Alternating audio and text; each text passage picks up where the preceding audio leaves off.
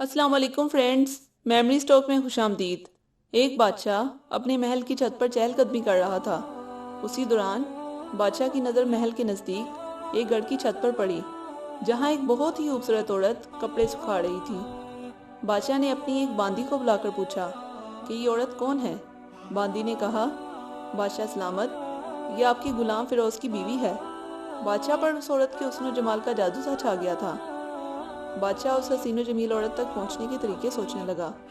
उसने अपने गुलाम फिरोज़ को बुला भेजा। जब फिरोज़ हाजिर हुआ तो बादशाह कहने लगा, फिरोज़, हमारे ये हथ फलां मुल्क के बादशाह को दे आओ, और हाँ, उसके हथ का जवाब भी साथ ही लेते आना। फिरोज़ उस हथ को लेकर घर वापस आ गया और हथ को अपने तकिए के नीचे रख दिया और सफ़र के सामान की तैयारी करने लगा। रात गुजरी और सुबह मंजिल मकसूद की तरफ रवाना हो गया, इस बात से लाइल्म कि बादशाह ने उसके साथ क्या चाल चली है। इधर फिरोज़ जैसे ही नज़रों से ओझल हुआ, बादशाह चुपके से फिरोज़ के घर पहुंच गया और आहिस्ता से फिरोज़ के घर का दरवाज़ा खटखटाने लगा। फिरोज़ की बीवी ने दरवाजे की आड़ में से पूछा, कौन है? बादशाह कहने लगा, मैं तुम्हारे शोहर का मालिक और बादशाह हूँ। फिरोज़ की बीवी ने यह सुनकर दरवाज़ा खोल दिया। बादशाह अंदर आकर बैठ गया। फिरोज़ की बीवी बादशाह को अपने घर देखकर हैरान हुई और बादशाह हजूर से अपने गरीब खाने में आने की वजह दरियाफ्त करने लगी। बादशाह ने कहा, मैं यहाँ मेहमान बनकर आया हूँ। फिरोज़ की बीवी एक नेक और समझदार खातून थी। बीवी ने बादशाह का मतलब समझते हुए कहा कि मैं अल्लाह की पनाह चाहती हूँ, आपके इस तरह आने में मुझे कोई हैर नज़र नहीं आती। बादशाह ये सुनकर गुस्से में आ गया और कहने लगा, ऐ लड़की, शायद तुमने मुझे पहचाना नहीं, मैं बादशाह हूँ और तुम्हारे शोहर का मालिक। फिरोज़ की बीवी कहने लगी, बादशाह सलामत, मैं जानती हूँ कि आप ही बादशाह हैं, लेकिन बुजुर्ग कहते हैं कि शेर को अगरचे जितनी भी भूख लगी हो, लेकिन वो मुर्दार नहीं खाने लगता।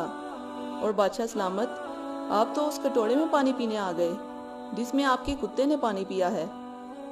बादशाह उस औरत की बातों से बड़ा शर्मसार हुआ और उसको छोड़कर वापस चला गया, लेकिन जल्दी में अपना रुमाल वहीं भूल गया।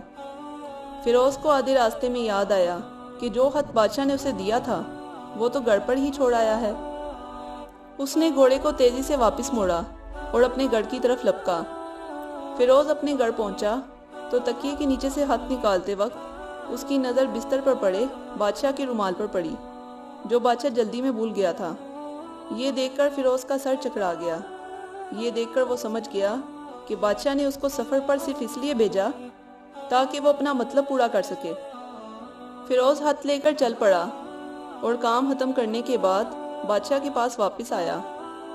इनाम के तौर पर बादशाह ने उसे कुछ अशर्फियाँ इनायत फरमाई। फिरोज़ अशर्फियाँ लेकर बाजार गया और अपनी बीवी के लिए कुछ कीमती तोहफ़े और कपड़े खरीदे। घर पहुंचकर बीवी को सलाम किया और कहा, चलो तुम्हारे मायके चलते हैं। बीवी ने पूछा, ये क्या लाए हो? तो फिरोज़ कहने लगा, बादशाह ने इनाम दिया है और ये सब मैं तुम्हारे लिए लाया हूँ। बीवी तैयार हुई और अपने शोहर के साथ अपने वालिदैन की तरफ रवाना हो गई। फिरोज़ बीवी को छोड़कर वापस आ गया और 1 महीना होने के बावजूद ना बीवी को पूछा और ना उसको वापस बुलाया। कुछ दिन ही गुजरे कि उसके साले उससे मिलने आ गए और कहने लगे, हमें तुम हमारी बहन से गुस्से और नाराज़गी की वजह बताओ, या फिर हम तुम्हें काजी के सामने पेश करेंगे। फिरोज़ कहने लगा, जैसा तुम लोग बेहतर समझो, लेकिन मेरे ज़िम्मे उसका कोई ऐसा हक नहीं जो मैंने अदा ना किया हो। बिलाखिर वो लोग अपना केस काजी के पास ले गए। काजी ने फिरोज़ को बुला भेजा। काजी उस वक्त बादशाह के पास बैठा हुआ था। लड़की के भाइयों ने कहा, काजी साहिब, हमने फलों से बड़ा एक सरसब्ज़ बाग इस आदमी के हवाले किया था। इसने हमारा बाग उजाड़ दिया, सारे फल खा लिए और दरख्त काट दिए। काजी फिरोज़ की तरफ मुतवज्जा हुआ। फिरोज़ ने कहा, काजी साहिब, जो बाग मुझे दिया गया था वो इससे बेहतर हालत में मैंने इन्हें वापस किया है। काजी अब उन भाइयों की तरफ मुतवज्जा हुआ।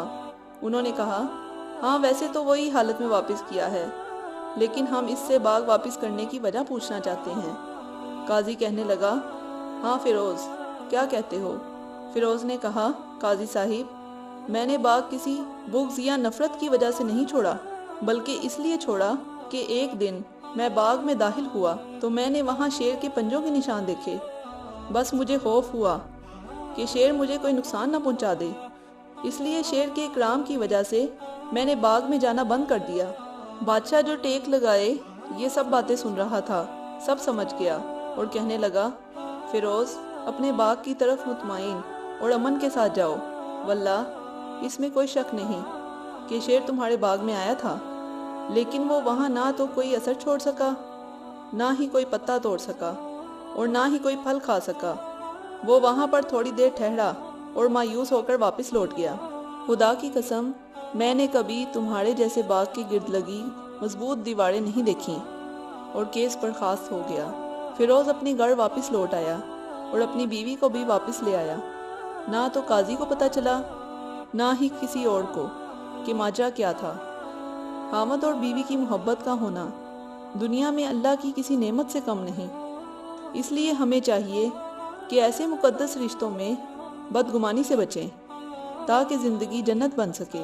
ویڈیو پسند آنے کی صورت میں لائک، شیئر اور کمنٹ کرنا مت بھولیے، اور اگر ابھی تک آپ نے میرے چینل کو سبسکرائب نہیں کیا تو ریڈ بٹن کو پریس کر کے سبسکرائب کریں اور بیل کے آئیکن کو پریس کرنا مت بھولیں تاکہ فیوچر میں آنے والی ویڈیوز کے نوٹیفیکیشنز آپ کو ملتے رہیں۔